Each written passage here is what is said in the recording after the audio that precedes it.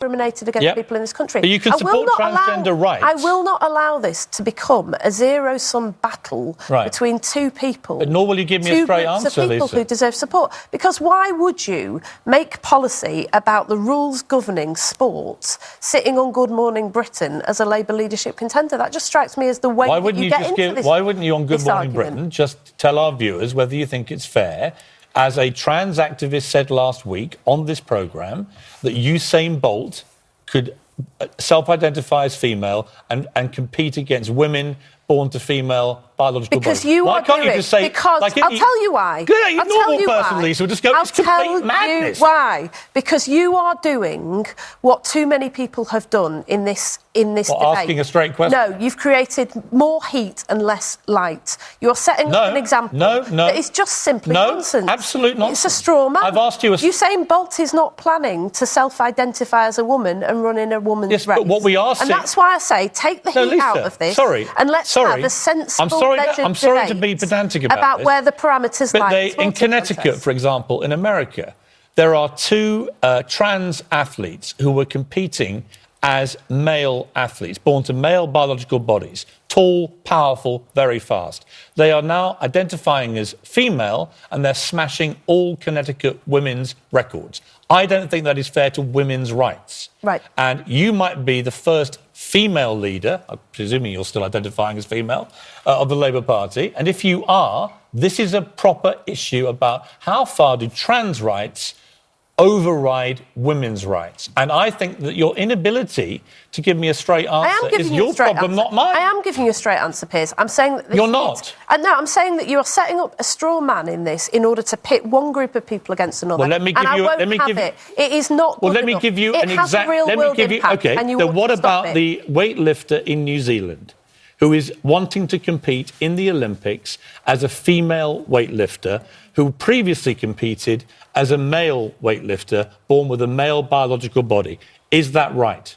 That's why I said to you we need to set up a commission to consider these issues properly. You won't have a commission in time for the Olympics. They're in 3 months. Yeah, but this is why sport needs to get together and sort this out. Is it fair, Lisa? Well, it's not fair if there are no rules. It's not fair if there are no rules. That's why we have to have proper rules. But the idea that you want to pit one group of people against another, I just think this is not good enough. It does have... You know what I think is not good enough, Lisa? What you're not doing is giving a straight answer. I am giving a straight answer. You're not. No, I am giving a straight answer. You're trying to actually do everything but give a straight answer. No, I'm sorry. Because you're worried about the reaction your answer will cause you. No. You're worried that the trans community will accuse you of betraying them. I'm worried about what you are doing to some of the most marginalised people in the country. What am I doing? You are trying to create... What am I doing but trying to defend women's rights from a grotesquely unfair situation where people born to male biological bodies who have an obvious superior strength and power are now being able to simply say, I'm female, and compete against women born to female bodies. What am I doing that's so wrong? You are attacking some of the most marginalised people in this country by setting up a false war between women and trans women. I'm not attacking anyone. I've always supported transgender rights. I'm not attacking anybody. Yes, you are. I'm defending women's... No, I'm defending women's rights. Well, that would be a first, to be honest. It wouldn't, actually. I defend women's rights a lot on this programme.